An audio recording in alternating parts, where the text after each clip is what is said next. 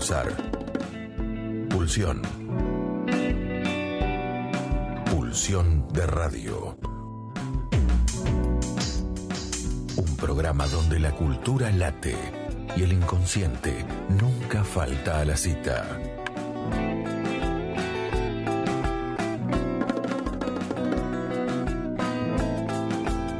Conducción y producción: Gabriel Pulice, Luis Di Santo y Diego Yaiche.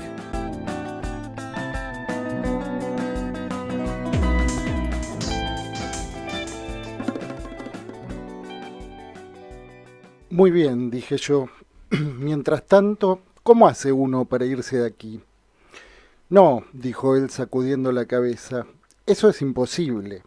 Ya no se permite la entrada de barcos y si no entra ninguno, ninguno puede salir. ¿Y un avión? ¿Qué es un avión?, preguntó él, sonriendo con asombro, como si acabara de decir un chiste que él no comprendía. Un avión, dije yo. Una máquina que vuela por el aire, llevando a la gente de un sitio a otro. Eso es ridículo, dijo él, mirándome con recelo. No existe nada parecido. Es imposible. ¿No lo recuerda? No sé de qué está hablando, y se puede meter en problemas si va por ahí divulgando ese tipo de necedades. Al gobierno no le gusta que la gente invente historias. Es malo para la moral. Ya ves a lo que te expones aquí. No solo desaparecen las cosas, sino que cuando lo hacen, el recuerdo de ellas también se desvanece. Surgen zonas oscuras en la mente y a menos que uno haga el esfuerzo constante de computar las cosas que ya no están, acabará perdiéndolas para siempre. Yo no soy más inmune que los demás ante esta enfermedad y sin duda tengo muchas de estas zonas en blanco. Después de todo, la memoria no es un acto voluntario, es algo que ocurre a pesar de uno mismo. Y cuando todo cambia permanentemente, es inevitable que la mente falle, que los recuerdos se escapen. Paul Auster, El país de las últimas cosas. Muy buenas noches, Diego. Buenas noches, Gabriel Pulice. Bueno. Buenas noches, Luis Di Santo. Buenas noches, Diego. Buenas noches, Gaby. ¿Cómo andan? Bien, muy contentos de contar nuevamente con la participación de Sergio Zabalza. ¿Qué tal? Muy buenas noches, Sergio. Buenas noches, muchísimas gracias por la invitación, es un gusto estar aquí y sobre todo en este momento. Bueno, muchas gracias por venir. Bueno, Diego, ¿nos querés contar qué tenemos luego de la entrevista con Sergio? Bueno, sobre todo en este momento te hemos invitado, Sergio. No es ingenua la invitación a que estés hoy en el programa y tampoco es ingenua, digamos, la invitación que le hemos hecho a Jorge Alemán, que va a estar en directo desde Mar del Plata. Francisco Casadei lo va a entrevistar en el Gran Pez. Así que, bueno, un día donde hablaremos del horizonte de la época que está muy cercano. Y bueno, y Luis, querías mencionar algo muy importante también, ¿no? Sí, que justo hoy, 8 de diciembre, se conmemoran 46 años de lo que se llaman los 12 de Santa Cruz. En el año 1977, entre el 8 y el 10 de diciembre, fueron secuestrados y desaparecidos, entre ellos Azucena Villaflor y las dos monjas francesas de la reunión de la iglesia de Santa Cruz, de la cual yo soy vecino, está muy cerca de nuestra facultad, y hoy hubo un acto muy importante y muy conmovedor, recordando ese episodio, en una época, evidentemente, con viento en contra, ¿no? Así que quería también traer el recuerdo de este acto que se hizo hoy a las 18:30. Bien. Bueno, vamos a ir ahora a un tema musical y luego volvemos con el tema propuesto por Sergio para hoy, la cancelación de la intimidad como causa de la actual locura política. Los buenos y los malos, lo malo de ser bueno, Vamos. En Pulsión de Radio, ya se viene la hora de entrevistas. La hora de entrevistas. Bueno, estamos aquí con Sergio Zabalza, que voy a hacer una mini presentación. Sergio es psicoanalista, doctor en psicología por la Universidad de Buenos Aires, autor, entre muchas otras publicaciones, notas periodísticas, artículos y libros también, de Intimidados en Internet, una publicación de Letra Viva. ¿De qué año, Sergio? Esto es del 2013. 2013, o sea, está cumpliendo 10 años. 10 años. Ese libro. Y hoy nos traes, libro que parece como si coincidiera con los tiempos que corren, ¿no? Y que ahora lo vamos a comentar. Viva la libertad, carajo, Alberdi revisitado. Bueno, buenas noches, Sergio.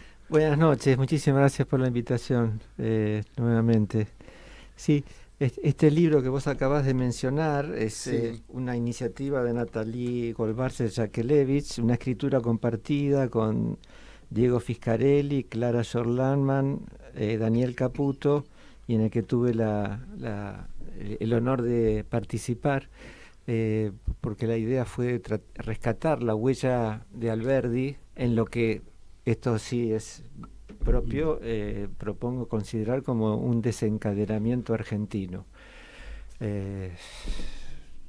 Hay muchos que pensamos que la época del nombre del padre, neurosis, psicosis, pasó y ahora estamos en una suerte de conjunto de semblantes sometidos a un real muy sádico, de satisfacción, de empuje, de satisfacción, que genera esta locura de creer que yo soy yo, o sea, el individuo.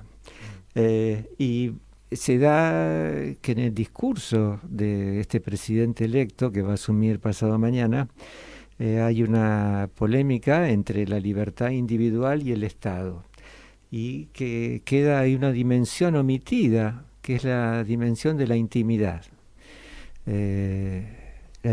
La intimidad es aquella zona donde nos habita el otro, donde tenemos la suerte de ser habitados por el otro. La confrontación libertad-Estado o libertad-el otro es el espejo de la paranoia. Entonces no se trata de hacer consideraciones psicopatológicas sobre nadie, pero sí entender este movimiento que ha hecho el electorado argentino, votando a un sujeto que promete dañar, lastimar. Entonces, puntuemos esto porque me parece que es fundamental lo que estás afirmando, de que la intimidad es aquella zona donde nos habita el otro. Me parece que es un punto para detenerse, escuchar, porque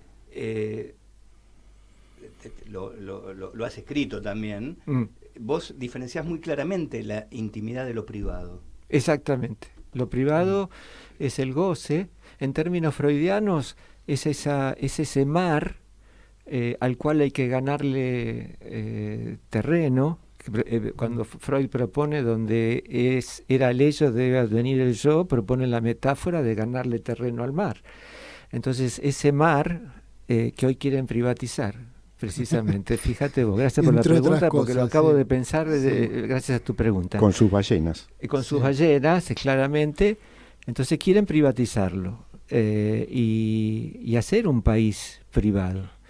Es allí donde la propuesta freudiana es ganarle terreno al ello, que el yo, en términos del sujeto, gane terreno para que se ensanche precisamente la intimidad. Fíjate que en Psicología de las Masas lo dice de una manera muy clara, cuando la psicología es psicología social.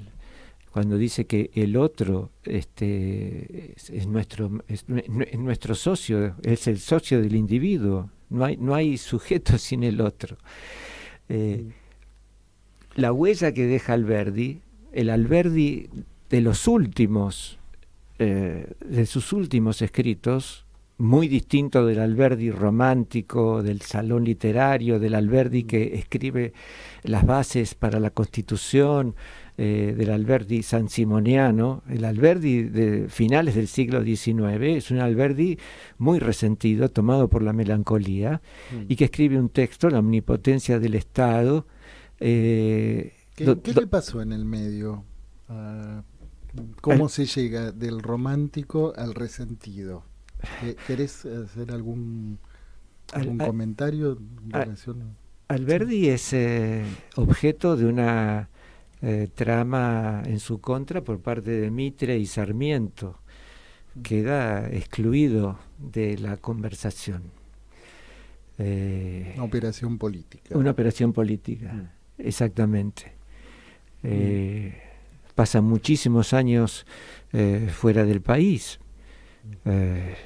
Mitre es fundador de un diario, ¿no? En la Argentina. De un diario. Incluso creo que fundó un canal también. También fundó un canal. Sí. O sea que vienen las operaciones del siglo XIX. Sí, un canal que tiene un más, ¿no? Sí. Sí.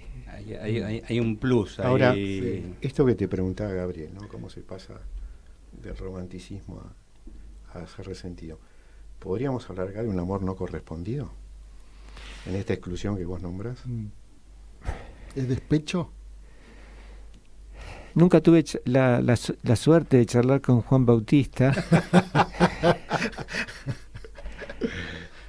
Pero entiendo que hay un despecho, hay un desengaño, una desilusión respecto de un país que él consideraba de un sentido de patria, donde el otro estaba presente y del cual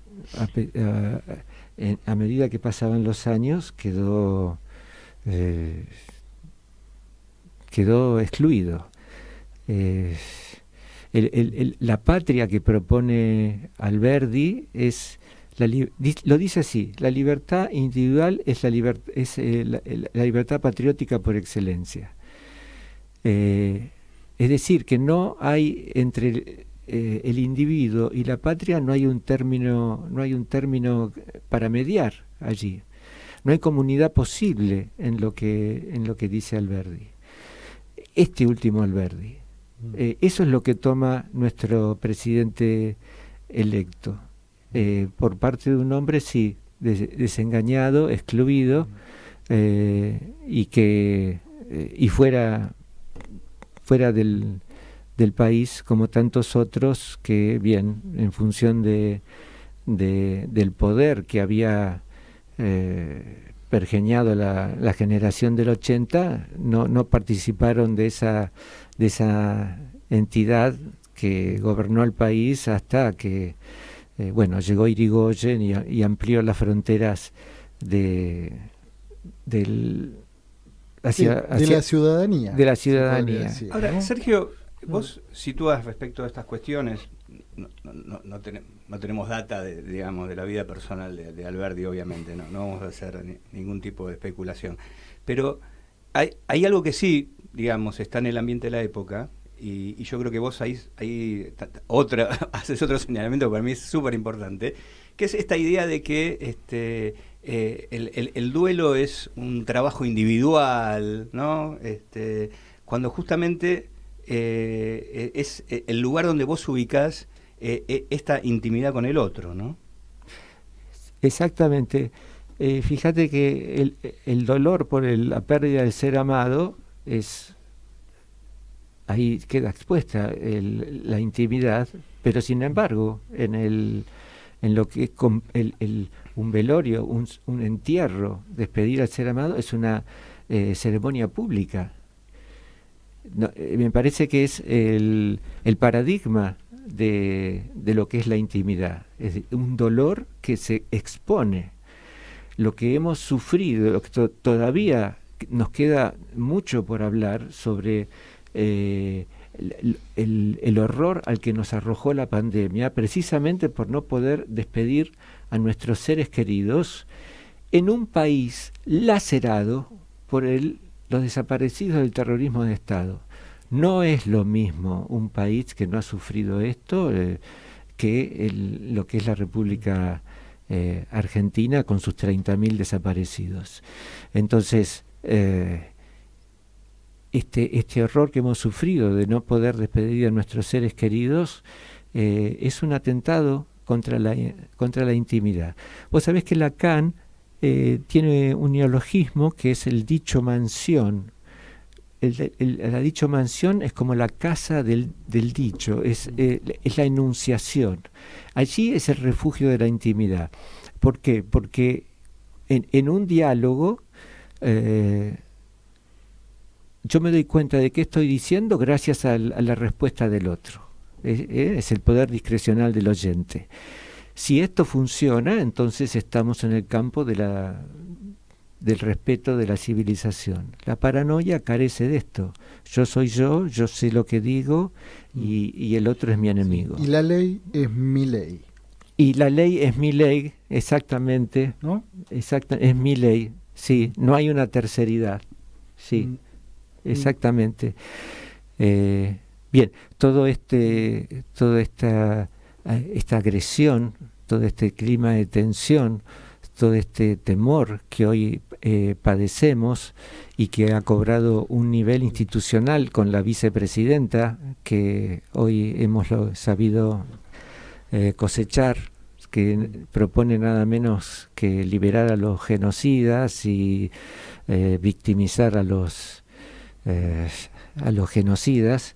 Esto es lo que nos ha arrojado esto que en el sujeto es lo que intento llamar la cancelación de la intimidad. Algo que viene ya desde lejos por cuenta de la irrupción del ciberespacio.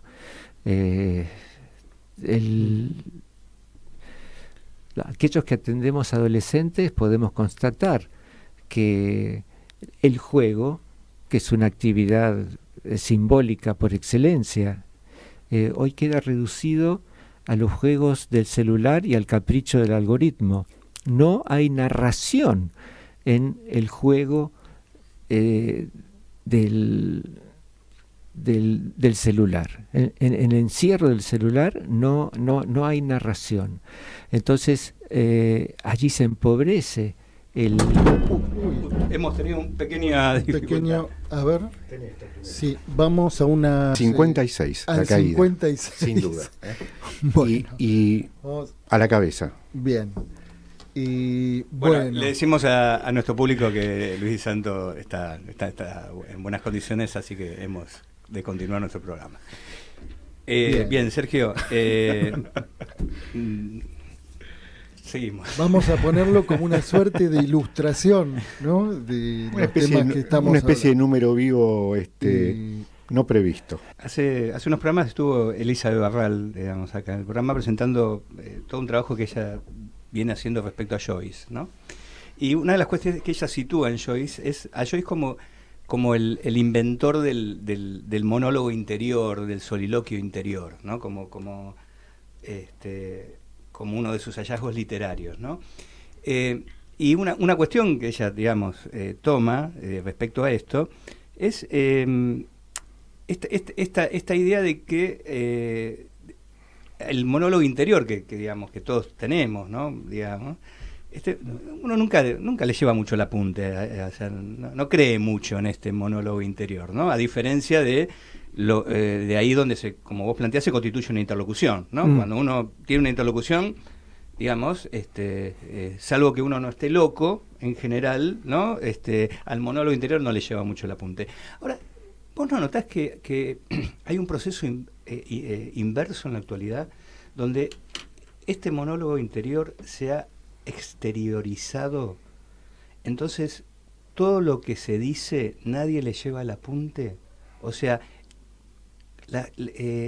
todo lo que lo que se habla es monólogo interior, no es interlocución, y por eso se puede decir cualquier cosa y al día siguiente decir lo contrario.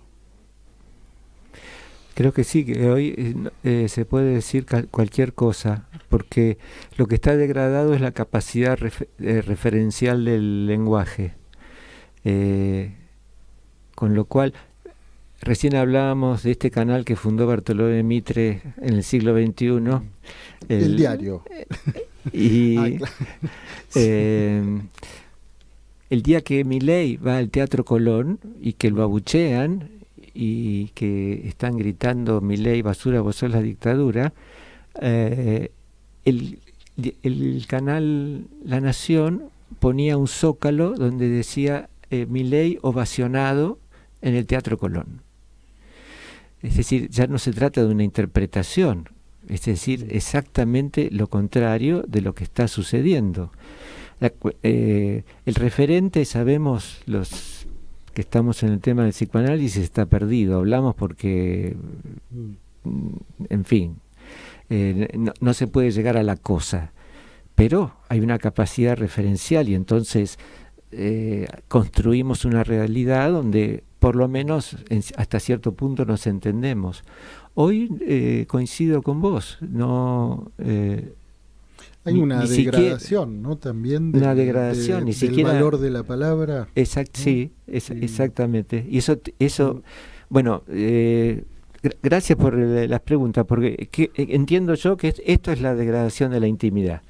Uh-huh. Es decir, allí donde yo puedo decir cualquier cosa y no importa lo que piense mi interlocutor, he perdido la chance de escucharme, de escuchar al otro. De escuchar al otro que habita en mí, de manera que lo único que tengo es un espejo donde resuena la mismidad. Si estamos en el terreno de la mismidad, entonces estamos perdidos. Ahora, Sergio, esto que vos estás comentando desde el principio, ¿no?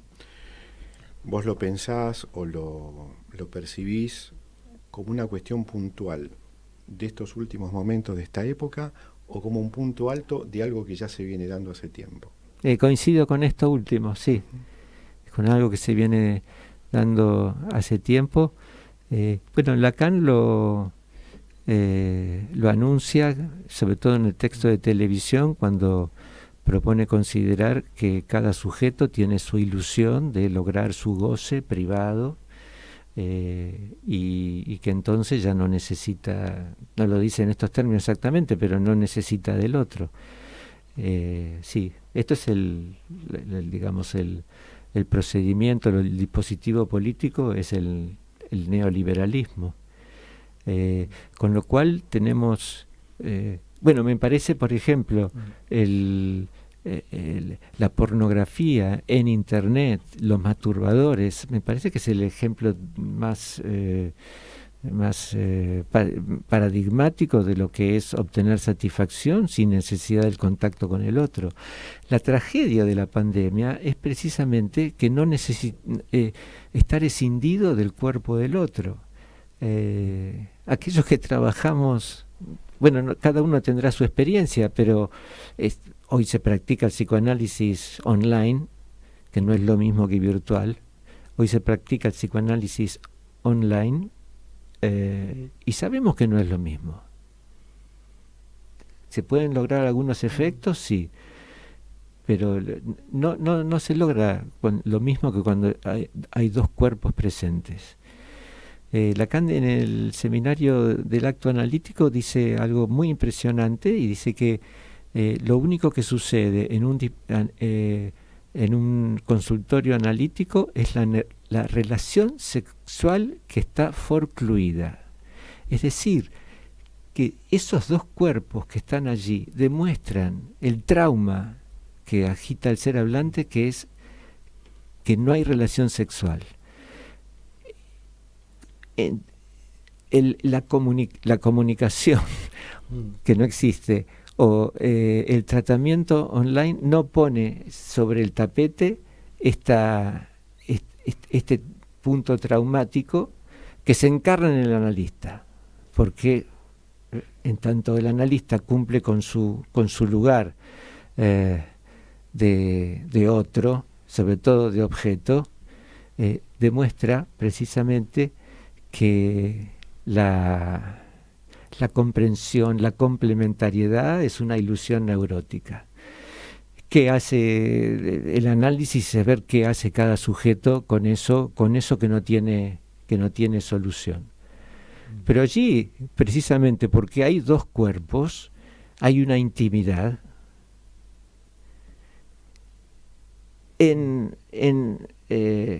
Está la carne, la carne de la intimidad. O sea, interesante porque, digamos, me parece que lo que vos estás situando ahí también es que ese entre que aparece ahí, porque parece que vos ubicás la intimidad en el entre, digamos, ¿no? Exactamente. ¿No?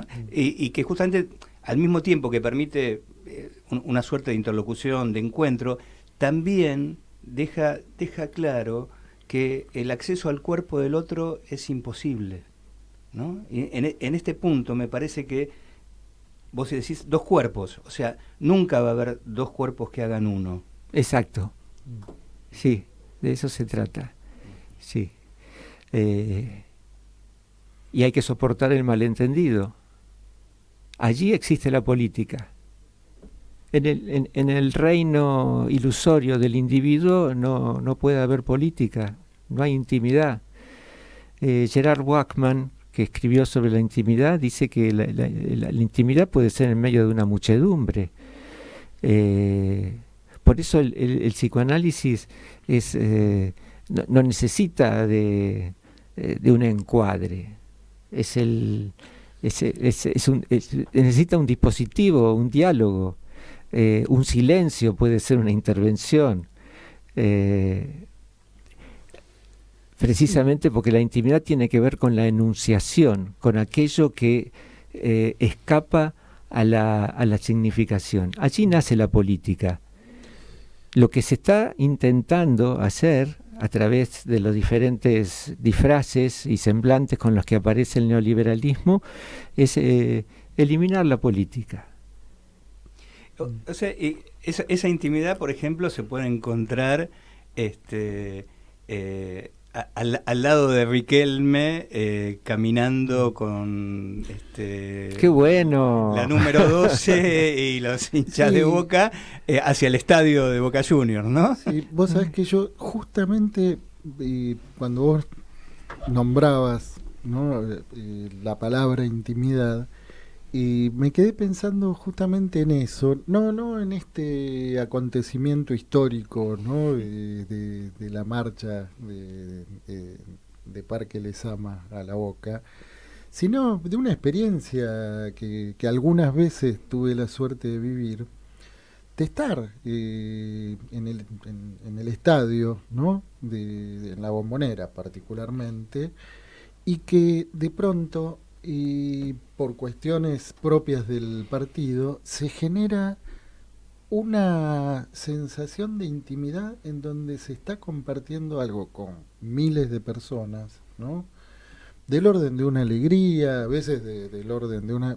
pero no tiene que ver con la cantidad de gente que hay, la intimidad, ¿no? Exactamente, coincido. Me hiciste acordar de lo fue la celebración por el Mundial del 2022, 4 millones de personas caminando en absoluta paz y tranquilidad y celebrando.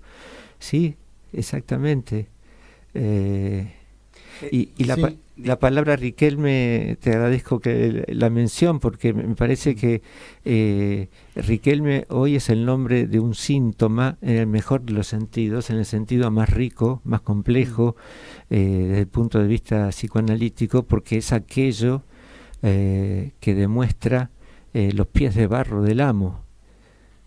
Aparece lo negro, aparece lo popular, en un sujeto que es noble, que es digno, que dice que acá hay algo que no funciona, que y a través de este vehículo que es el fútbol, cuerpo y lenguaje, aparece algo que denuncia a la mafia, Sí. Nos quieren robar el club. ¿no? Nos quieren robar el club y ese Y club... atrás hay poderes económicos inconmensurables, ¿no? Nos quieren robar el club y cuando yo escucho que Riquelme hizo esto, lo que se escucha es nos quieren robar el país. Sí. Por eso Nos quieren robar la intimidad también. nos ¿no? quieren robar la intimidad, sí. Entonces, ese no será digamos, porque se habla mucho ahora, digamos, a mi gusto a veces alegremente, de la resistencia y de grandes palabras que después por ahí pueden variar al otro día. Pero no será un punto de efectivamente me gusta, no de defensa, sino de cuidado en estos tiempos, el cuidado de la intimidad y un cuidado que tiene que ver justamente con ese punto donde no tienen acceso. O sea, porque donde hay intimidad no hay posibilidad de privatización. Sí.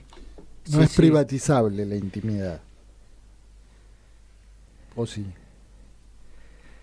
Bueno, creo que el neoliberalismo intenta privatizar el mar. Eso que Freud quiere, propone que el sujeto ganarle para la intimidad, lo dice así textualmente, el discurso de la libertad avanza, privatizar el mar. Donde era el ello, debe seguir el ello. Sería la máxima de la libertad avanza. Exactamente, sí. Sí, que entra en contradicción, porque la verdad que es un hecho políticamente sorprendente, ¿no? En clave freudiana. Es la primera vez que llega al poder una fuerza que tiene como bandera la amenaza de castración, ¿no? La motosierra, ¿no? Como una expresión muy lograda de la amenaza de castración. Wow, amenaza de castración. ¿Qué tal? Bueno, ningún gobierno llega al poder hasta ahora amenazando de castración, ¿no? Llegan con promesas, con que las cosas van a andar bien, ¿no? Sí, ¿no? Habría que ver si efectivamente le podemos dar ese lugar a la motosierra, ¿no? Porque si, digamos... ¿No te parece que es una metáfora? ¿Sabés qué? Me parece que privación y Sí. privatización son dos cosas distintas, ¿no? Yo creo que en ese sentido ahí sí me parece que el discurso de la libertad avanza. La primera parte es la motosierra, porque es la motosierra para algo. Hay una promesa, no una promesa de ordenamiento de las cuentas, del combate contra la corrupción. La vamos a cortar. Está bien, pero ¿no? hay una promesa ahí. O sea, por eso la motosierra de alguna manera es aceptada. ¿Entendés? Sí, aparte, digamos... Hay como una promesa detrás de eso. Aparte, digo... Sí. Perdón, es como si Carlos Saúl dijera, lo que pasa es que él lo decía de otra manera, cirugía mayor sin anestesia. Sí, apenas asumió... O sea, avisó, avisó ahí, in limine, no en la campaña, sino cuando terminó. Cirugía mayor sin anestesia. Y también, dado que Milei se filia como menemista, recordemos que pasó algo que me gustaría que Sergio diga algo al respecto, cuando Carlos Saúl de First estaba en el programa de Neustar, terminó de hablar cuál era su proyecto, su plan, y Neustar miró la cámara y dijo, no sé usted, pero yo lo veo alto, rubio y de ojos celestes. Y nadie dijo nada. Sí. Y nadie dijo nada. Sí. Los elfos. Los elfos y los orcos. Convoca esto. Sí, bueno. Civilización y barbarie. El siglo XIX. Sí, tal cual. Bueno, a raíz de esto que vos traes, nadie dijo nada.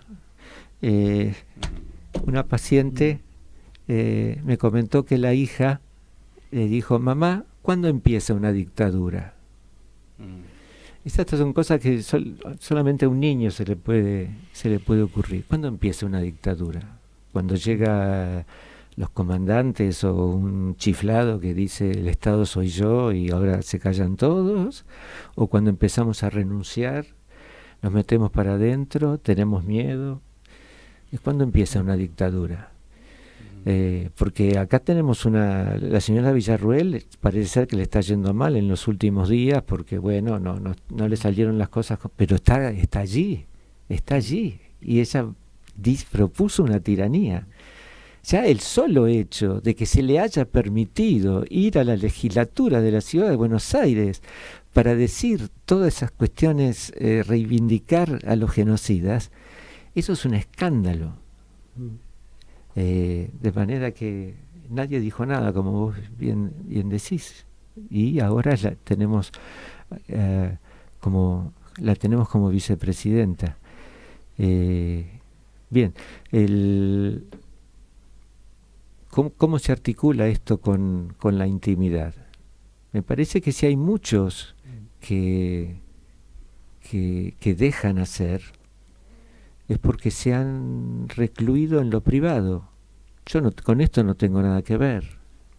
Yo acá, esto a mí no me toca. Yo no tengo nada que ver. Como decía Brecht. Como decía, bueno. Me importó, pero ya era demasiado tarde. Exactamente. Sí. Bueno, que hay también una suerte de revival del desinterés por la política también, ¿no? Que como peligro, ¿no? Cosa que en fines de los 90 había sucedido, ¿no? Que de pronto parecía que estaba totalmente consumido toda posibilidad de rebeldía, ¿no? Como si de pronto, hubiera ahí una resignación, ¿no? Está esa amenaza. Yo tengo la impresión de que de todas formas las últimas experiencias de los gobiernos nacionales y populares que hemos sabido tener han dejado marcas muy fuertes, y bueno, de hecho en la provincia de Buenos Aires ganó Axel Kicillof gracias al trabajo impresionante que ha hecho por esa gestión, que con todos los problemas que tuvo logró conservar su puesto de gobernador. Y el temor es cuál será el costo, cuánta represión están dispuestos a poner estos tipos para llevar adelante un plan de privatizaciones y demás. Me quedó pendiente un segundito, sí, el tema de la amenaza de castración y de la motosierra, porque me parece muy interesante introducir esa frase. A mí la motosierra me sabe a impostura. Me sabe a impostura. No es alguien que viene a poner límites. Como una performance para la tribuna. Exactamente. No es alguien que viene a poner límites. Anarcocapitalismo, sí.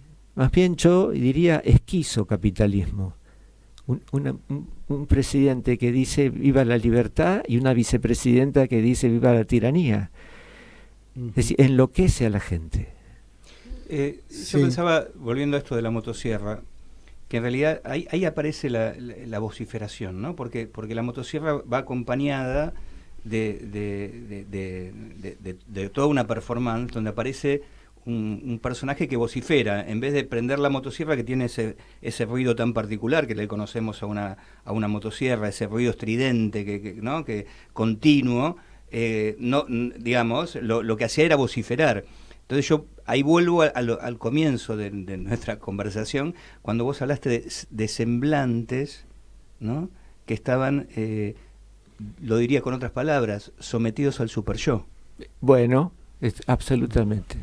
Exactamente, un empuje a gozar, a triunfar, y hoy tenemos jóvenes en el consultorio que dicen: yo a los 25 años quiero haber generado una aplicación, llenarme de guita y no trabajar nunca más. Así, listo. Es decir, bueno. Sí, que la pregunta sería, bueno, pero entonces, ¿qué lo trae por aquí? Sí. Bueno, pero vos fíjate que también había una línea que no estaba en la campaña, pero que después salió, porque ¿viste? Se empiezan a rescatar videos de aquello y del otro, donde uno de los adláteres, hoy también en la banquina, Ramiro, ¿no? M, vamos a nombrar así por las dudas, ¿viste? Sí. Ramiro M, ponía videos cuando él era influencer, ¿no? O youtuber, no sé bien cuál es la diferencia, donde decía, ya, vos podés ahorrar guita viviendo con tus viejos y no gastás, ¿no? O sea, apostaba a una especie de alineamiento usurero, si querés, eterno, ¿no? Una posición bastante compleja, ¿no? Que si vos la querés meter en alguna gaveta, decís, ¿dónde la pongo? ¿No? Porque puede ir acá o puede ir en este otro lado. Eso también estaba de telón de fondo, ¿no? Y la motosierra, Gaby, te recuerdo que la que mostraba no funcionaba. Estaba desenchufada. Si no, se cortaba los propios. Sí, sí. Y él mismo también, ¿no? O sea, era un semblante motosierra también, ¿no? Un poco lo que está diciendo Sergio ahí también, ¿no? Sí. Lo que traes respecto de los padres, el comentario de Ramiro M, es muy ilustrativo, porque hay un desconocimiento absoluto, un rechazo a la deuda simbólica, al legado simbólico de una nación, de un país. Aquí vuelve a aparecer Alberdi, porque Alberdi desprecia al pater, a la patria, solamente rescata al individuo. Milei hace lo mismo. Y acá hay unas coincidencias que por ahí valen la pena señalar. Alberdi perdió a la madre desde muy joven, fue tutelado por su hermano mayor, pero fue criado por su hermana, que se llamaba Tránsito. Milei llama el jefe a su hermana, desprecia a sus padres y dice que sus hijos son los perros. Es decir, son coincidencias, pero la cuestión es el desprecio a la deuda simbólica que se tiene con esto que llamamos patria, con esto que llamamos pater, que no tiene que ver, por supuesto, con los hombres. Sí, no tiene que ver con una cuestión con la anatomía, claro. Sino con esa deuda simbólica con el otro, por el cual se nos concedió la vida. Y el padre es porque es al revés, ¿no? Es el otro el que está en deuda, ¿no? Bueno, exactamente. Y además, Ramiro M, a propósito de lo que traía Luis, Ramiro M decía, esquilmalo, sacales toda la guita. Pero también decía, paradójicamente, con respecto a los españoles, si eran buenos o malos en cuanto a las guerras de la independencia, dice, mi mamá me dijo que en Paca los ponen como malos a los españoles. Y yo siendo españoles, y mi mamá me dijo que no eran malos, ¿no? O sea, esa otra versión, donde vos decís, ¿es real esto? O es una película de clase B japonesa de los años 60, ¿no? Donde Godzilla se notaba que era una persona que estaba dentro del muñeco, los platos voladores se le veían los hilos, ¿no? Le decían, es real, o es un festival de película de clase B. Bueno, a veces parece, ¿no? Todo una película de clase Z, en realidad, ¿no? Porque hay como algo del mundo bizarro, ahora, ¿no? muy fuerte. Todo esto, con lo cual nos podemos dar el gusto, satisfacernos, sentirnos tranquilos. Sí. No Más o menos. No somos eso, no tenemos nada que ver con eso. ¿Por qué tanta convocatoria? ¿No? ¿Por qué tanto apoyo? O sea, algunas cosas vos dijiste, las redes y demás, pero me parece que también tiene que ver con un fracaso del otro, ¿no? Sí, coincido. Me parece que el gobierno de Alberto Fernández fue una decepción enorme.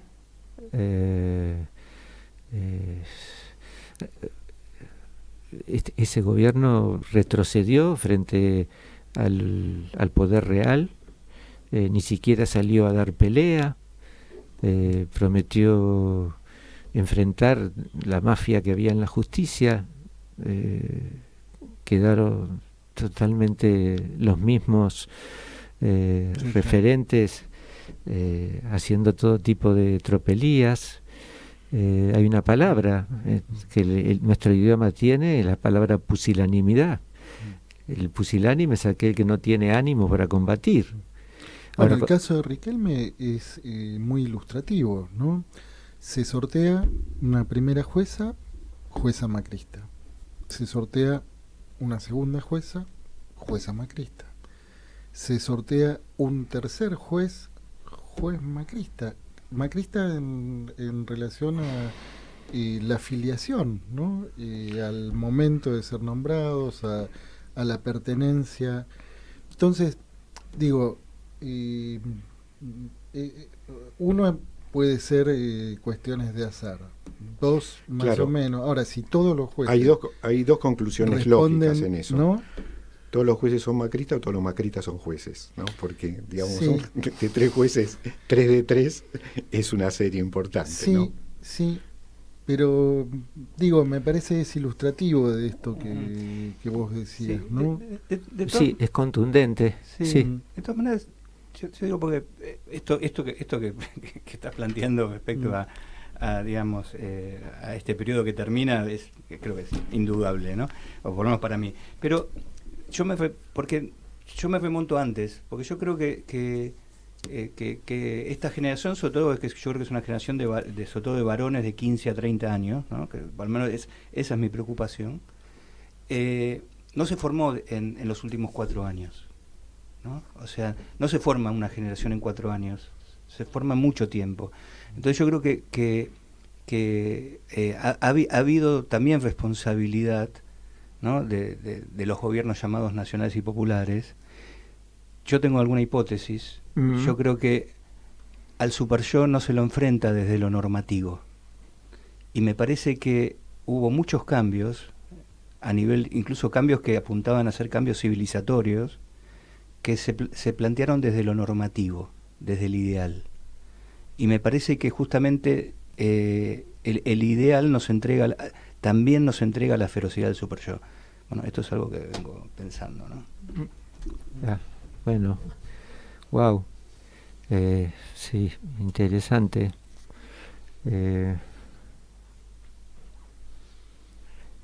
¿Un ejemplo de lo normativo? Y, por ejemplo, determinadas ampliaciones de derecho que se llevaron a cabo en los últimos 15 o 20 años, se plantearon desde lo normativo y no generaron varones mejores, generaron cachivaches. Ajá. ¿No? Bueno, de hecho, estos chicos de 16 años, 17 que votan fue gracias al kirchnerismo. Es el kirchnerismo que le dio la posibilidad de votar. Pero también es el que lo educó, el que los educó, digo, en eso, digamos, ellos se formaron no los últimos 4 años. Entonces me parece que ahí, digamos, también hay que, no digo hacer mea culpa, porque la mea culpa es otra vez darle alimentar al superyo, pero me parece que hay que replantear por dónde es la salida. Vos, en tu escrito que compartiste con nosotros, me parece que ubicás algo. La pérdida, ¿no? Hay que tramitarla en el entre. Y en el entre está la voz. Hay que poner en juego la voz en ese entre. Y a mí me parece que la salida de la vociferación superyoica no es por el lado de lo normativo, sino por el lado de intentar tener una voz propia que incluya al otro. Sí, coincido. En este punto, esto explica la batalla cultural que no sé si la hemos perdido, pero que la venimos perdiendo por goleada. Sí, exactamente. Sí, bueno, y estamos, viste que siempre nos pasa lo mismo, que nos quedan ganas de seguir conversando algunas cosas. De hecho, bueno, ahora te vamos a invitar si tenés ganas de acompañarnos en la segunda parte del programa. Y en principio, si querías decir unas palabras como a modo de cierre, Sergio. por lo menos cierre provisorio, ¿no?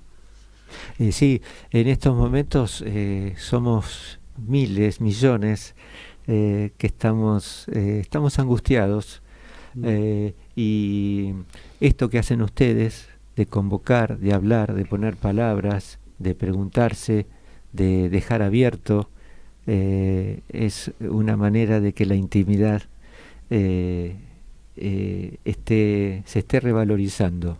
Es escuchar a un otro, la posibilidad, bueno, ¿por qué no decirlo? Si hay un reino para la intimidad es el amor.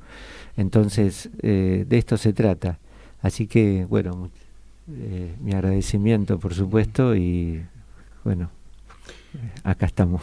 Bueno, Gracias, Sergio. Muchas gracias, Sergio, por compartir estos momentos de intimidad.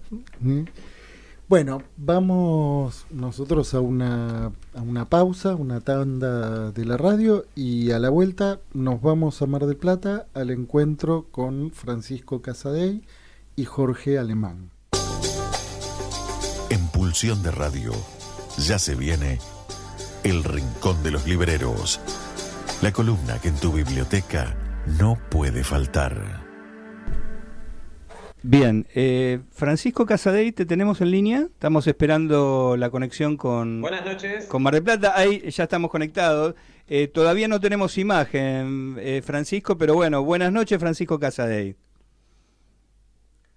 Ahí sí, sí, ahí ya te tenemos. Buenas noches, Francisco Casadei, y buenas noches, Jorge Alemán, que ahí también lo estoy viendo.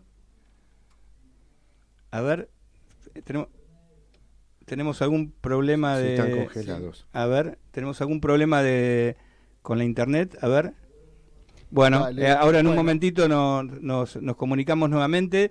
Les decimos a nuestra audiencia que en Mar del Plata, en la librería El Gran Pez, se encuentra Francisco Casadei, nuestro columnista del Rincón de los Libros, y el psicoanalista Jorge Alemán, psicoanalista, filósofo, con quien, bueno, vamos a tener una charla esta noche. Si Skype nos lo permite. Sí, esperamos que sí. Vamos a escuchar un tema musical y mientras abordamos la... Hemos vuelto. ¿Ya estás ahí, Francisco? Estamos acá con Jorge. Ah, perfecto. Bueno, te comento que acá estoy con Gabriel Pulice, Luis Di Santo y Sergio Zabalza también está con nosotros. Así que, bueno, buenas noches, Jorge. Hola, buenas noches, ¿qué tal? Bien, muy bien, muy contentos de tenerte en el programa y bueno, y de poder conversar. Hoy decíamos de un horizonte de la época que está muy cerca, ¿no? Muy bien, muchísimas gracias, una grata sorpresa poder hacer esto. Bien, bueno, Francisco, comenzá vos, ¿no? Nosotros iremos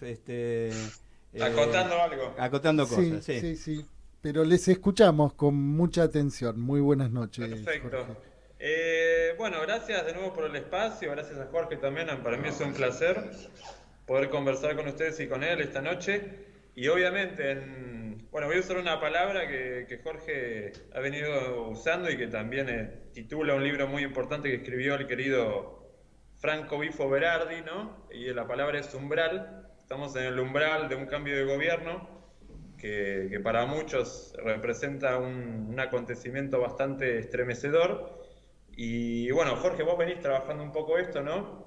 Lo que tiene que ver con un cambio de época, con atravesar cierto umbral, ¿no? Y en primer lugar me gustaría saber un poco más cómo caracterizás este momento. Si es que estamos cruzando el umbral, si ya lo cruzamos, si estamos a punto de cruzarlo, ¿no? ¿Y qué implicaría ese pasaje a esta nueva situación que vos también caracterizás como una en la que se está dando algo así como una mutación antropológica, que obviamente tiene también un contenido político muy fuerte, ¿no? Sí. Bueno, lo único que coincido con Bifo Berardi en este aspecto, porque me cae muy simpático él, pero hay otros aspectos, otras dimensiones de su pensamiento político que me parece que son un poco ajenas a la realidad latinoamericana en particular, sobre todo su insistencia en la deserción, en la retirada de toda política que todavía implicada en el orden de la representación. Sí creo que hubo un cruce del umbral en la pandemia, lo he manifestado en distintas ocasiones. Yo estaba en Madrid cuando todavía no se había hecho la vacuna, había una librería que te daba libros y por primera vez tuve un encuentro con una gran marcha negacionista en Madrid. Observé que había surgido algo de eso que acabas de nombrar como mutación antropológica. Había un grupo bastante grande, muy heterogéneo, que negaba la enfermedad. Por supuesto, consideraba que los cuidados del Estado eran la intervención de un sistema totalitario. Luego consideraban que las vacunas eran un puro negocio, y luego eso se iba mezclando, según yo iba escuchando el murmullo y los distintos órdenes de enunciación que estaban en juego, en un negacionismo con respecto a la dictadura, en el caso del franquismo español. Luego ya se deslizaban odios al LGTBI, al feminismo, y rápidamente entendí que eso iba todo a la ultraderecha, que eso no iba a ir, ese murmullo general, eso que se estaba esbozando en esas presencias, en donde el significante libertad había tomado además un privilegio muy determinante, porque para ellos era como un Foucaultianismo desplazado, es decir, todo se vivía como una intervención arbitraria del Estado. Justo cuando, muy poco tiempo atrás, algunos pensadores de corte progresista habían comenzado a insinuar que tal vez la pandemia abría las puertas a una experiencia del común interesante, atractiva, la política en relación al cuidado. Bueno, nada que ver con eso, sino que todo se dirimía en el orden de una imposición, y bueno, después vino todo lo que sabemos, ¿no? El crecimiento de las distintas ultraderechas mundiales, que tienen una modulación específica en cada país, una particularidad. Y bueno, entonces sí se puede decir que el umbral que se ha cruzado es un umbral de deshistorización, por un lado, de destrucción de los puntos de anclaje históricos, de una nueva versión del humano en donde la lectura retroactiva de la historia ya no funciona, donde ningún legado histórico aparece en su función operativa, en donde las herencias simbólicas no cuentan. Y también hay una novedad, que es el odio al progresismo, el progresismo como una gran estafa moral, en donde además está acompañado de una fuertísima increencia en la política. Todo el dispositivo de la ultraderecha, ahora acaban de ganar en Holanda, como ustedes saben, se sostiene, entre comillas, en un discurso antipolítico. Digo entre comillas porque también sabemos que una característica del neoliberalismo contemporáneo, a diferencia del liberalismo clásico, no es dejar la mano libre del mercado de Adam Smith, sino apropiarse del Estado para transformar el Estado en otra gran máquina de negocios, y en todo caso en una máquina de guerra, porque todo esto coincide con un momento en donde se ha extremado la concentración de riqueza y el aumento de la desigualdad. Por supuesto, en Europa no se puede dejar de añadir el factor racista, es decir, la cuestión de cómo estas ultraderechas antagonizan con el inmigrante, y luego, para evocar la tesis de un autor muy reaccionario, Huntington, hay una guerra de civilizaciones, porque para muchísimos sectores de las poblaciones blancas europeas, todo lo que procede de África o del mundo islámico, del mundo latino no tanto, pero del mundo que aparece bajo el signo del Islam, es un invasor. Como además hay bastantes pruebas de que el denominado multiculturalismo, que era una suerte de hebra ilustrada que había quedado en los países europeos, no ha funcionado, asistimos a una radicalización. Entonces, en estos términos, para ir a la primera pregunta de Francisco, después los escucho con atención, fenomenológicamente podríamos decir que ahí se cruzó un umbral. No quiere decir, hay una famosa conversación entre Heidegger y Junger que se llama el cruce de la línea, y no sé si se puede comparar porque ahí están hablando de un cruce de la línea de verdad, de una gran transformación radical. Este cruce del umbral, en todo caso, lo que hace es que los dispositivos de poder neoliberal ahora ya tienen mucho menos barreras y ya tienen a su favor con segmentos populares.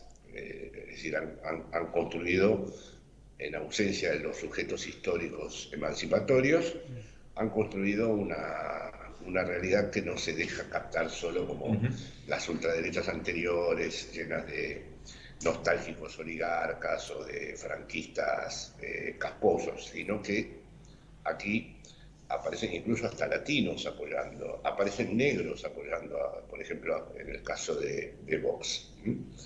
Jorge, bueno, todo esto también muestra, y con esto termino, que no es tan sencillo pensar la emergencia de estas ultraderechas o de este cruce del umbral, de esta mutación antropológica, solo desde la realidad económica. Es decir, la realidad económica juega un papel importantísimo y en el caso de Argentina muy determinante por todo lo que sabemos, ¿no?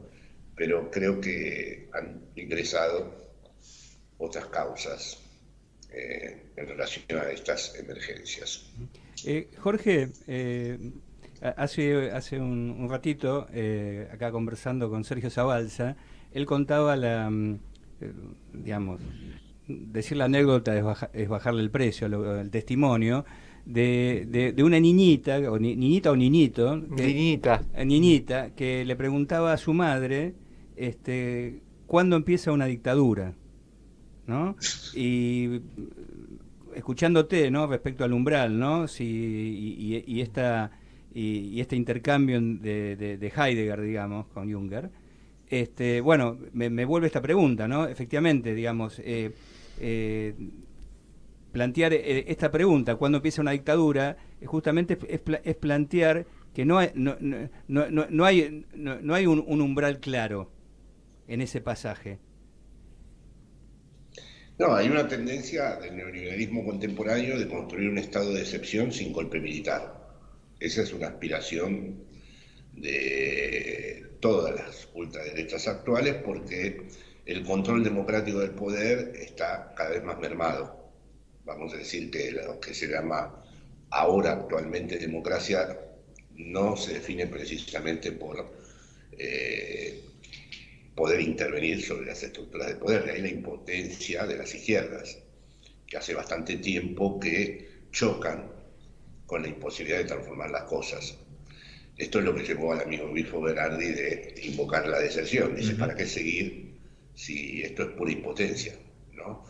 Entonces, indudablemente, si les sale bien el proyecto, cosa que no habría que adelantar, la idea sería, bajo los semblantes de la democracia, bajo la apariencia democrática, ir progresivamente organizando esta novedad, un estado de excepción sin golpe militar.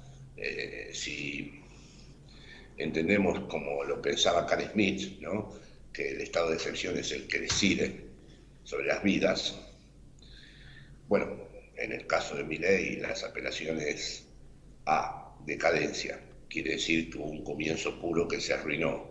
Gente de bien quiere decir que se puede trazar una línea que determine la diferencia entre la supuesta gente de bien y luego capital humano, que es el término ya que corona todo el proyecto, ¿no? Bueno, capital humano quiere decir reducir toda la forma mercancía y transformar al propio ser humano en alguien que ingresa a la relación costo-beneficio como una mercancía. Entonces, eso podríamos decir que es el comienzo de un tipo de dictadura que habíamos desconocido, que ya no elige el golpe militar como estado de excepción, sino que va generando un estado de excepción en el interior mismo del juego democrático. Si esto se puede cumplir o no, me parece que es un enigma, todavía no está confirmado. Jorge, buenas noches, Sergio te habla. Hola, ¿qué tal, Sergio? Pregunta respecto de esto mismo que te preguntaba Diego sobre la inminencia de una dictadura o la forma que puede adoptar una dictadura. ¿Qué opinión te merece eh, la frase de Victoria Villarroel, la vicepresidenta que va a asumir el domingo, respecto de que esto se soluciona con una tiranía? Bueno, si se cumple eso, si esa es la opción que tienen, eh, siempre está todavía por verse quién es Victoria Villarroel hasta dónde va a ser determinante en esta jugada a la que estamos asistiendo, ¿no? Si tienen la determinación de transformar esto en una tiranía, me atrevo a decir que va a tener un costo social enorme, porque creo que sería ignorar la gran tradición conflictiva que tiene este país, la gran capacidad que tiene de respuesta. Después de todo, no es que ganaron con el 90% y solo un 10% que votó al frente de todos, ¿no? Entonces, si ellos entran en esa idea, me parece que vamos a asistir, no de manera lineal, por supuesto, porque no hay nada en esta época que sea de un modo lineal. Las calles pueden estar tomadas meses enteros, puede haber confrontaciones durante mucho tiempo y no saber muy bien qué saldo van a dejar. Eso ya lo he visto en muchos lugares, ¿no? Pero creo que si van hacia la tiranía, porque evidentemente la señora esta está en continuidad con la dictadura.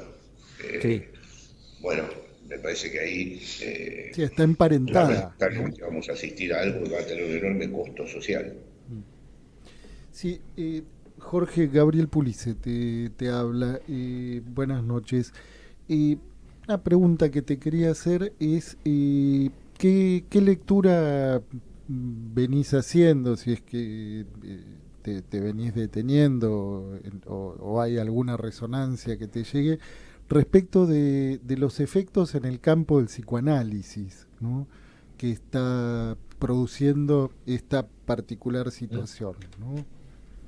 ¿Qué resonancias te llegan? ¿Cómo te parece que está siendo afectada la comunidad psicoanalítica, ¿no? Que no parece sintonizar muy bien con lo que por lo menos se propone como modelo de país y de lazo social, pero en fin.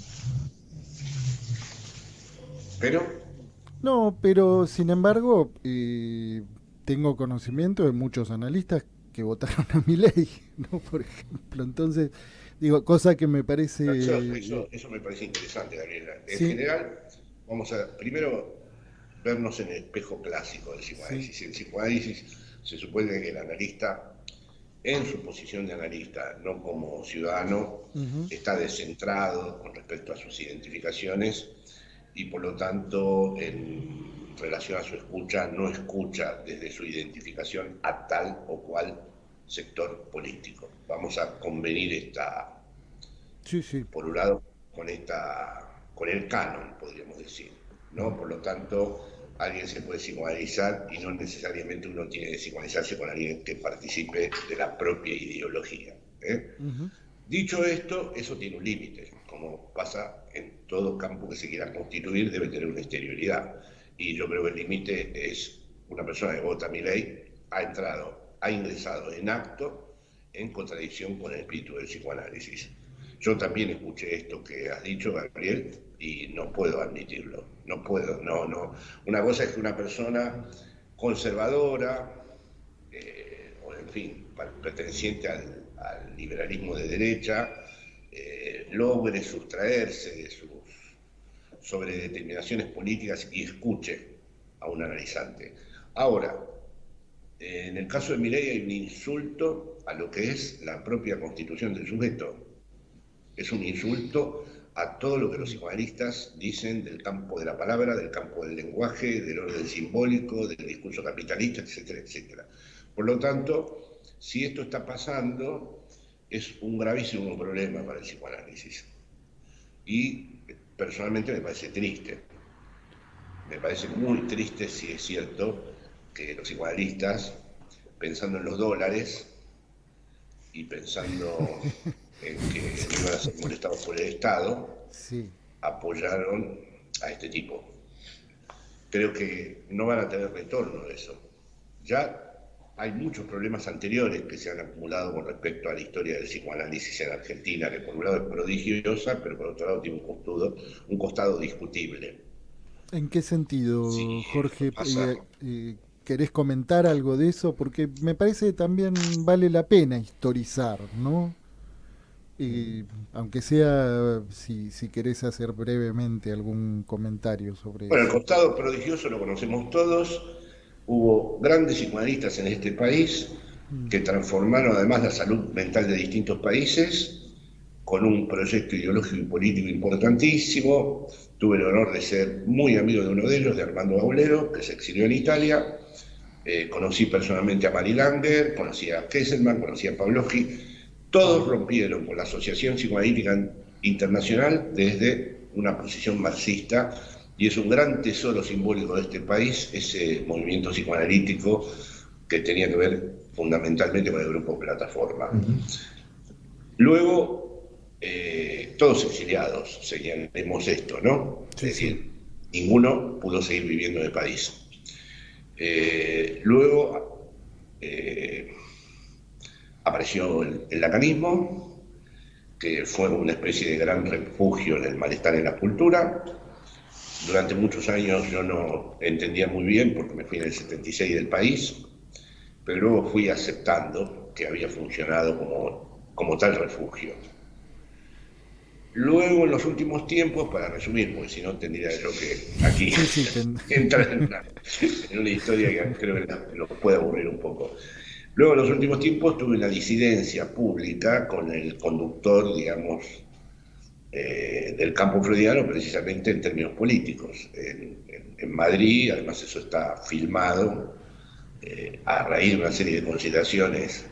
Fue a raíz de que toda la Asociación Mundial de Psicoanálisis en aquel entonces votó una condena a Venezuela, que yo propuse que eso era inadmisible si se presentaba de un modo unilateral, y quería abrir un debate sobre América Latina, y la cosa terminó bastante mal porque hubo referencias al peronismo, al populismo, etcétera, etcétera, y me vi obligado también a responder. Y bueno, ahora ya la cosa se zampó, digamos, no estoy en otro lugar. Jorge, Diego Yaiche, vos estás planteando una suerte de dolarización del psicoanálisis, digamos, ¿no? Entonces, en ese punto, si hay algo de esto que se esté dando, digamos, ¿no? Y nuevamente tomando esta idea de que quizás no hay un umbral claro, sino que esta suerte de uno puede ahí preguntar, como esta niñita, ¿cuándo empieza la dolarización? Ahí habría entonces analistas que estarían analizando del discurso capitalista. Sí, eso es un oxímoron, ¿no? El discurso capitalista es un rechazo del amor, una forclusión del punto de Capitón. No hay ningún sujeto que se pueda inscribir en una relación con el deseo. Es un empuje al goce que es estrictamente superyoico. Por lo tanto, no habría posibilidad de pensar, ya sería otra cosa de psicoanálisis.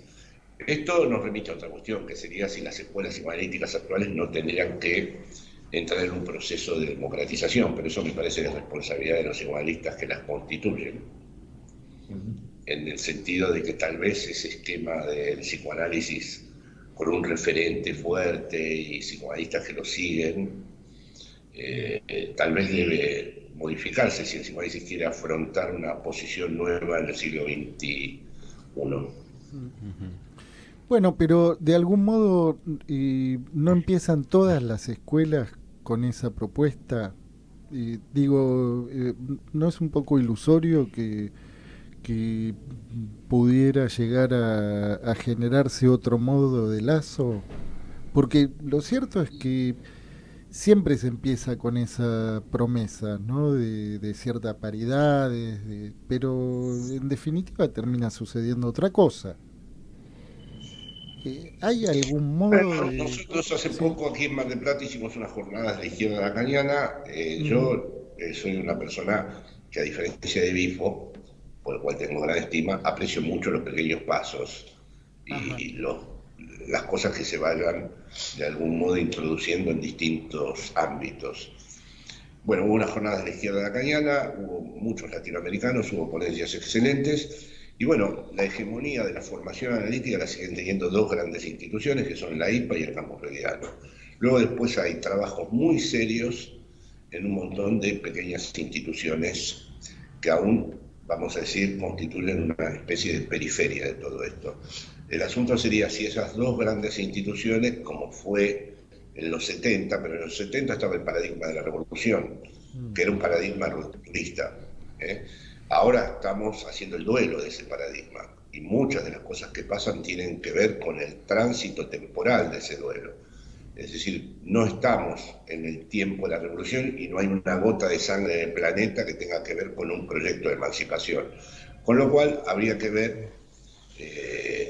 primero todas las dificultades para entender cómo podría ser una ruptura. En aquel entonces, la ruptura que protagonizaron Mimi Langer, Bauleo, estaba muy impregnada del término revolución. Y el marxismo jugaba un papel importante, y el sujeto histórico del marxismo proponía también, como también lo jugó en la constitución de la tendencia revolucionaria del peronismo posteriormente. Ahora no es así. Ahora no hay, en este momento, con respecto a Occidente, ninguna exterioridad. O sea, ahí no hay ningún lugar que cruzar. Occidente está ensimismado, Occidente está, vamos a decir, traccionado hacia sí mismo, porque no hay un exterior. Cayó la Unión Soviética, China se volvió una potencia capitalista, los países de África están bajo los distintos dominios corporativos del caso, y en todo caso queda América Latina para discutir qué es Occidente. Y entonces habrá que ver cómo se dan esas temporalidades. Pero creo que es muy importante señalar con respecto a las posibles transformaciones que el significante revolución que le asignaba a un sujeto la posibilidad de transformar radicalmente la historia se ha retirado de la escena. Jorge, tomando este señalamiento, ¿no? de que no hay una exterioridad, y venís mencionando, digamos, en esta conversación, en varias oportunidades al marxismo. En más de una oportunidad, el presidente entrante ha planteado como una nueva exterioridad, ¿no? Lo que él llama la cultura marxista, que para él no es que hay una cultura marxista, sino que la cultura es marxista, ¿no? Y él justamente plantea como una exterioridad a su pensamiento, y justamente como con quién tiene que, digamos, que confrontar. O sea, aparece una confrontación con la cultura misma. O sea, lo que queda en la exterioridad es la cultura. Sí, es exactamente así, por eso dice zurdos de mierda. Ahí, si me permiten una conjetura personal, yo creo que habría que levantar ese desafío y aceptarlo. Yo creo que sería necesario reinventar una izquierda que fuera nacional y popular. No me parece mala idea volver sobre el marxismo de otra manera, por supuesto, que la de los años 70, e incluso reformular lo nacional y popular con ciertas constantes éticas de la izquierda, que, a ver, yo lo ignoro el momento maquiaveliano de la política, es decir, no hay política sin su suplemento maquiavélico, ¿no? Así que no voy a ahora proponer esto desde un llamado a una especie de pureza de izquierda original, pero sí pienso que hay una ubicuidad que tuvo el movimiento nacional y popular que me parece que ya se ha agotado. Y es preferible en este tiempo de duelo y de repliegue volver hacia... No necesito instaurar un problema nominalista, he escrito en página 12 sobre esto, de que nos autodefinamos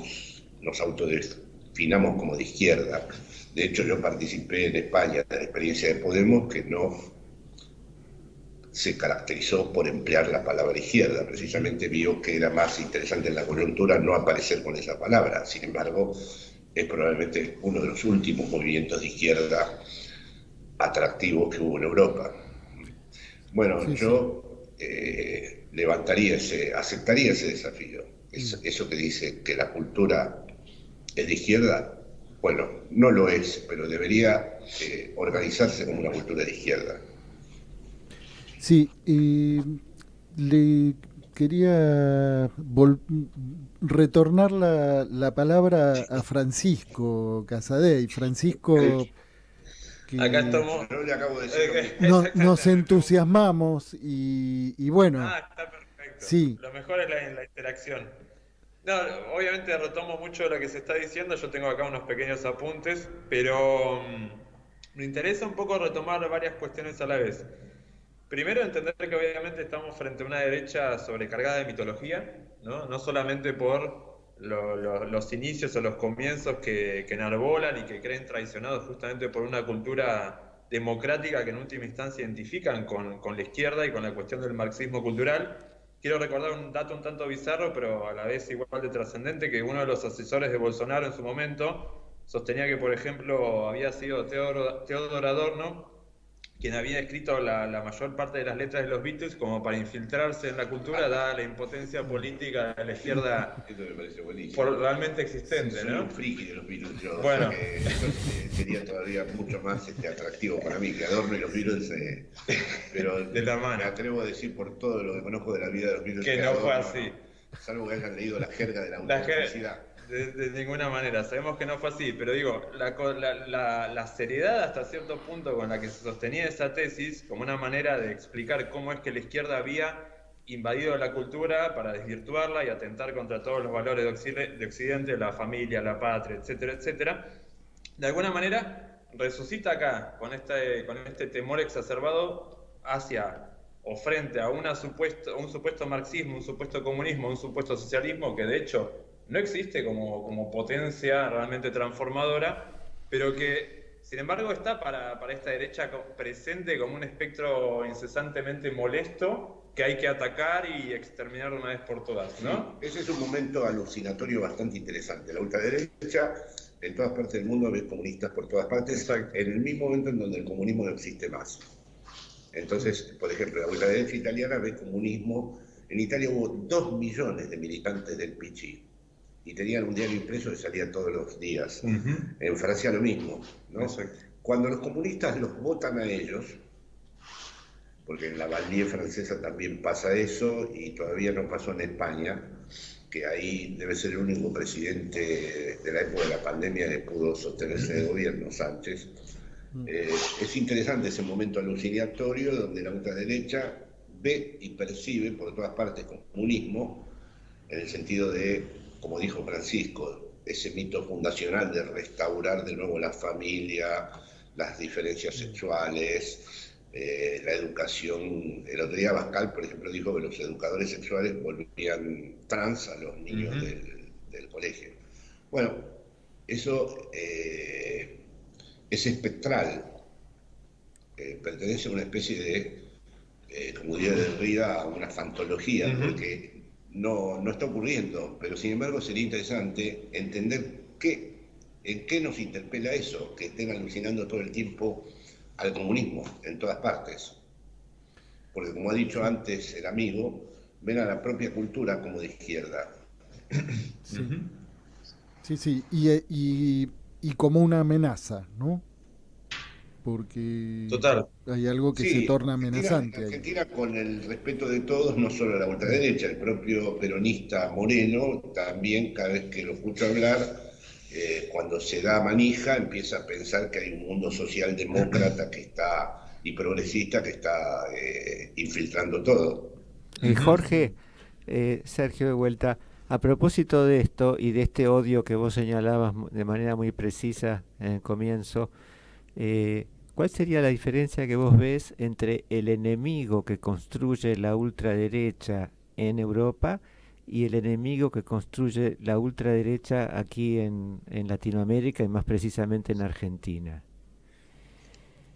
Bueno, la constante universal son los populismos. Es un error, es otro momento alucinatorio, porque para ellos los enemigos son los populistas y luego los propios críticos liberales de izquierda acusan de populistas a Milei, a Trump y qué sé yo. Ahí tenemos una especie de tormento horrible de equívoco, porque ellos tienen como enemigo el populismo y a la vez yo tuve muchas conversaciones con mi querido, un honor para mí, el trato con Ernesto Laclau, pero para mí era un error decir populismo de izquierda, populismo de derecha. Pero bueno, eso sería otra mesa con ustedes. Pero forma parte de los grandes equívocos que se caracterizan en este momento, que se condicionan la realidad. Es decir, las ultraderechas organizan marchas contra el antisemitismo cuando fueron antisemitas toda la vida. Y en cambio, si la izquierda no va, son acusados de antisemitas. Entonces, estamos en un momento en donde el equívoco y su dimensión alucinatoria, espectral, podríamos decir, como dijo Francisco, prolifera por todos lados. Dicho esto, está la inmigración en primer lugar en todos los países del norte de Europa. En el caso de España son los catalanes. Y en el caso de Argentina es el antikirchnerismo y el antiperonismo como elementos nucleares. Lo que pasa es que a partir de ahora se abre otra nueva cuestión, que es que Milei los considera comunistas. De hecho, lo tenía una niña en un kiosco donde entré a comerme un pancho, me dijo que el kirchnerismo era comunismo, en Buenos Aires. Sí, sí. Y todo sintetizado con la palabra cucas, ¿no? También que bueno, sí, pasa a ser una calificación ya situando eso en el terreno de lo infrahumano, ¿no? Sí, ese sería el arco neofascista de esta derecha ultra neoliberal, ¿no? Si tuviera un vector neofascista sería ese, lo de los cucas, choriplaneros, todo eso que ya venía siendo arrastrado por el macrismo, ¿no? Y Jorge, y volviendo a esta exterioridad, o la cultura en esta exterioridad, ¿no retorna ahí un discurso biológico? Sí, hay un biologicismo en marcha, es decir, la diferencia sexual es biológica. Todo lo que soporta el grito de Meloni, yo sono una donna, ¿no? Uno de los soportes de las ultraderechas es decir, la diferencia sexual es una diferencia biológica.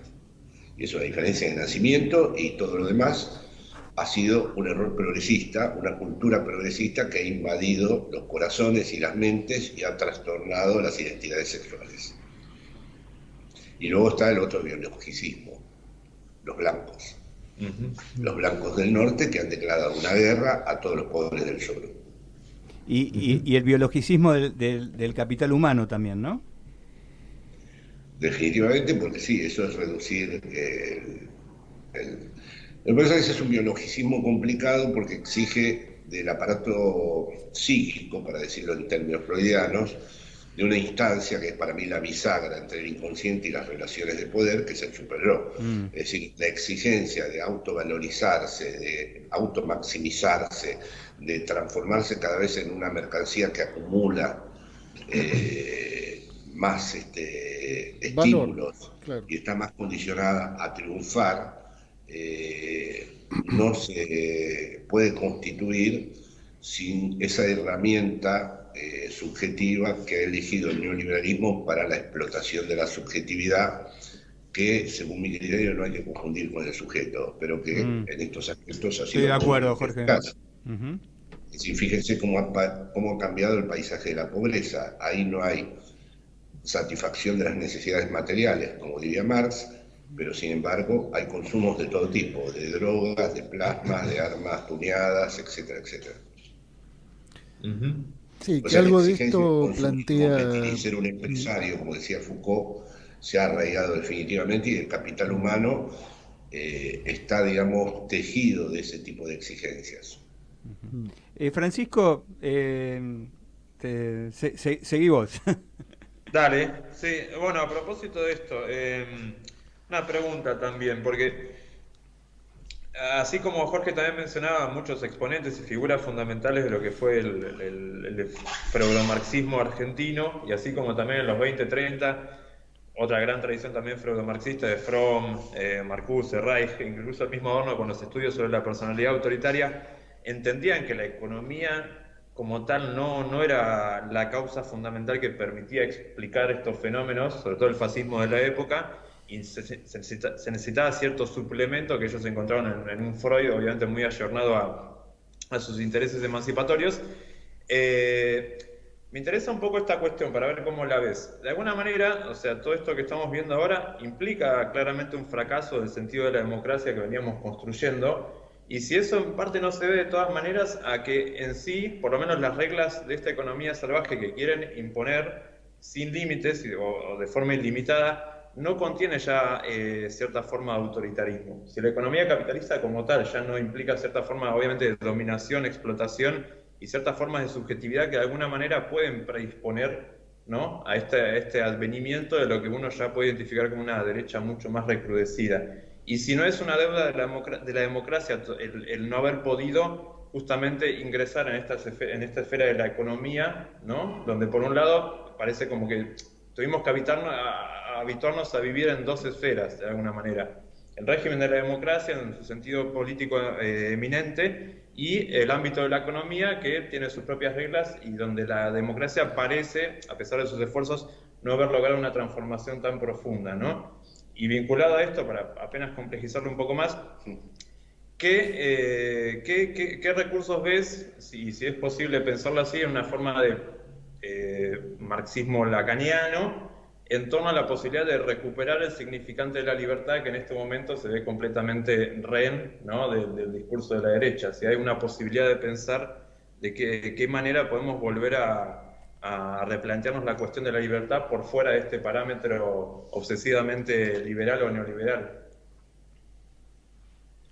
Bueno, a ver, primero está bien el apunte que has hecho de que todos los pensadores europeos después de la Shoah volvieron a Freud. Eso le pasó a varios, a Marcuse, a Adorno, al propio Benjamin. Segundo, hay un tema que yo distingo en mis trabajos, diferenciando la explotación de la dominación. La explotación sigue la propia lógica descrita por Marx en El Capital, es la explotación de la plusvalía a través de la abstracción y la subsunción formal en la fuerza de trabajo, y luego está la opresión que es sobre los cuerpos, el poder que se ejerce sobre las mujeres, los inmigrantes, los discapacitados, y hay una combinatoria nueva en el neoliberalismo de explotación y dominación, o de explotación y opresión. Ahora hay nuevos problemas, porque esta capacidad que se ha extendido a través de las redes, de que uno trabaje sin estar asalariado y producir a la vez plusvalía, compromete mucho a las vidas, porque una persona llena un papel para el Uber y el Uber vende los datos como una mercancía. Quiere decir que uno ha colaborado en la construcción del proceso de la mercancía, ha generado plusvalor y sin embargo no está asalariado.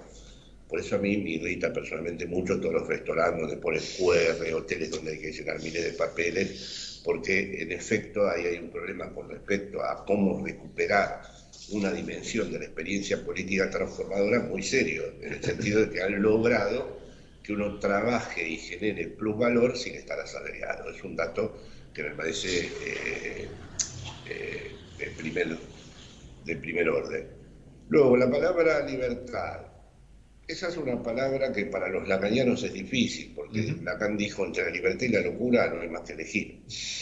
Y el hombre libre es aquel que podría estar dispuesto a que la marioneta rompa varios de los hilos que la sujetan. A ver, una marioneta que se mueva bien necesita unos cuantos hilos. Ahora, si decidió romper los hilos, tiene que tener un suplemento muy importante para sostenerse. O sea, no comparto esta aspiración. Me pareció un destino lógico que la libertad fuera apropiada por el neoliberalismo, y creo que ahí Foucault se confundió un poco con la palabra esa. Me interesa la igualdad más que la libertad. Eso es un poco espantoso decirlo así, porque recuerda las épocas del terror y de la tiranía estalinista. Pero quiero decir que para mí el desafío es porque la libertad,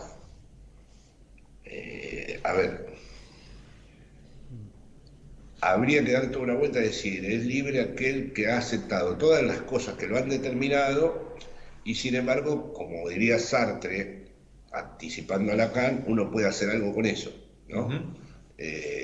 Poder hacer con lo que han hecho con nosotros, ¿no? Como dice Sartre en su crítica de la razón. Esa es la única libertad que veo, la capacidad que puedan tener seres humanos aceptando el peso de todas las determinaciones que le han caído encima, en su estar arrojado al mundo, pueda hacer algo. Pero ese hacer algo, si no es un proyecto en donde se vincule lo más singular de cada uno con algo colectivo, que es un gravísimo problema, porque cada vez que ingresamos a lo colectivo la singularidad se diluye, yo no veo que tengamos muchas posibilidades. El próximo intento de las izquierdas igualitarias es la posibilidad de pensar lo común, no como la psicología de las masas, renunciando a la singularidad de cada uno en beneficio del colectivo, sino realizando en el común lo más singular de cada uno, mostrando que en una experiencia del común lo más singular de cada uno no solo no queda asfixiado, sino que queda verdaderamente inscrito con más fuerza que nunca. Jorge, esa es por lo menos mi apuesta.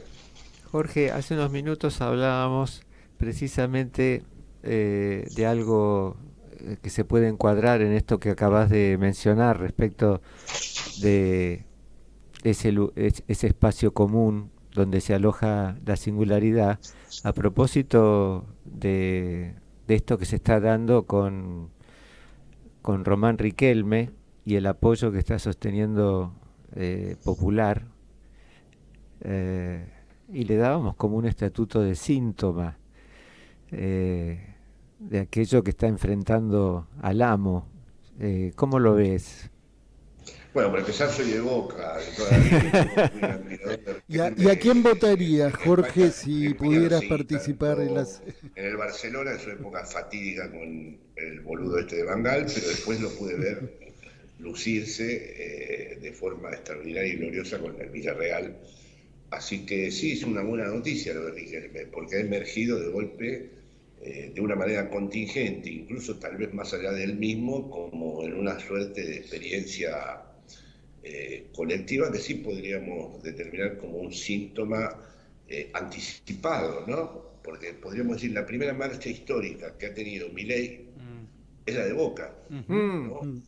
Es como el primer suceso que podríamos decir, hubo pueblo y hubo alguien que, sin estar previamente determinado como líder, ni asumiendo ninguna identidad política así muy cocinada, apareció entre ellos y ellas y habló, ¿no? Alguien que, Jorge, alguien que literalmente abrió la boca. Sí, abrió la boca, exactamente, porque la boca es improfanable. Es decir, si realmente se logra hacer volar la bombonera, quiere decir que en este país puede pasar cualquier cosa. Y en esto Riquelme tiene razón. Y eso es más allá de los hinchas de Boca. Sí, porque fue notable la repercusión que tuvo en hinchas de los demás clubes, ¿no? El apoyo, la solidaridad, ¿no? Como si de pronto de un lugar inesperado se hubiera alzado una voz, ¿no? Que desde el campo de la política hacía tiempo que no aparecía, ¿no? No, el campo de la política está en estado de estupor y más bien depresión, y de golpe Riquelme representa el día cero. Es el grado cero del otro comienzo. Ha comenzado otra cosa con él. Vamos a ver. Pero lo más interesante es que sin proponérselo y sin tener previamente nada que lo destine a eso, él se encuentra con un destino.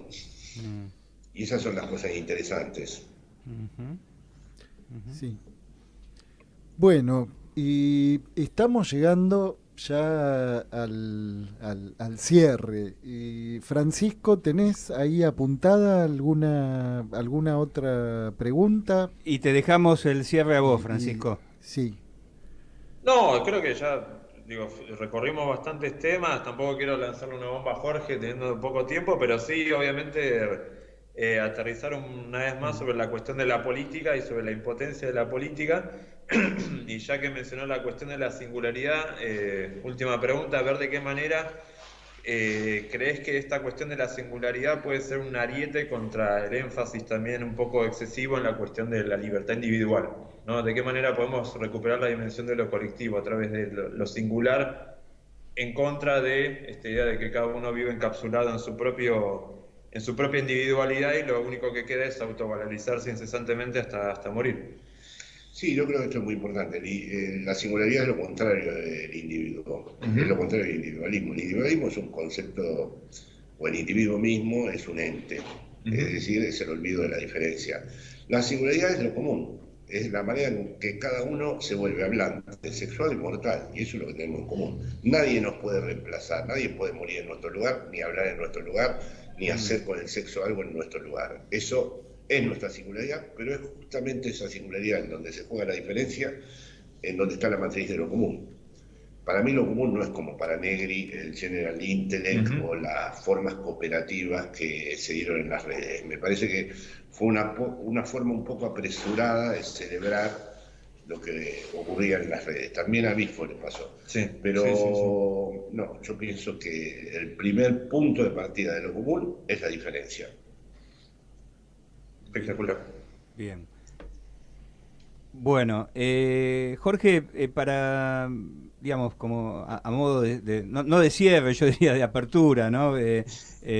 Tomamos, digamos, tu propuesta de seguir conversando en otras oportunidades sobre otros temas que tocamos colateralmente. Bueno, te dejamos la palabra y para que puedas, digamos, redondear con lo que te parezca importante, digamos, como puntualizar. No, en este caso la verdad es que lo que me parece importante es poder haber podido hablar con ustedes, porque sinceramente lo que, como dicen en España, me hacía ilusión de venir a este programa es no estar en el típico programa donde tengo que hablar de la política actual, en los términos de la política actual y todo eso, que realmente a veces lo hago para contribuir, pero la verdad es que todo esto que hemos estado discutiendo es lo que verdaderamente me concierne y en donde me siento autorizado, porque al fin y al cabo me pasé la vida estudiando esto. Entonces es lo que puedo decir, que les agradezco mucho y que este tipo de encuentros son los que para mí pueden ir cocinando lentamente lo que tenemos que conformar como una nueva estrategia narrativa para el tiempo que viene. Bien. Bueno, y hemos llegado entonces al final y realmente nuestro mayor agradecimiento para Francisco, para el Gran Pez, que nos acompañaron a lo largo de todo el año, y Jorge, para nosotros es realmente un gran honor. Ojalá que la próxima puedas venir al estudio si estás de nuevo de visita por nuestro país. Y bueno, agradecemos también a Sergio Zabalza la participación. Y bueno, nos estamos yendo y ya a partir de la próxima semana no sabemos en qué mundo vamos a vivir. Así que nos vemos en el próximo mundo. Así será. Sí, pero nos vamos a seguir viendo. Eso. Un abrazo enorme. Bueno, un fuerte abrazo. Muchas Jorge. gracias a ustedes. Gracias.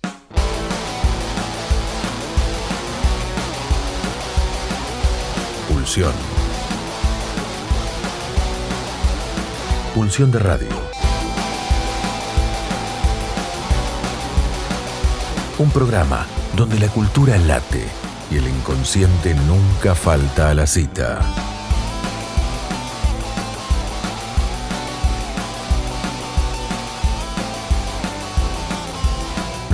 volvemos a encontrar el próximo viernes de 22 a 24, aquí en la RZ.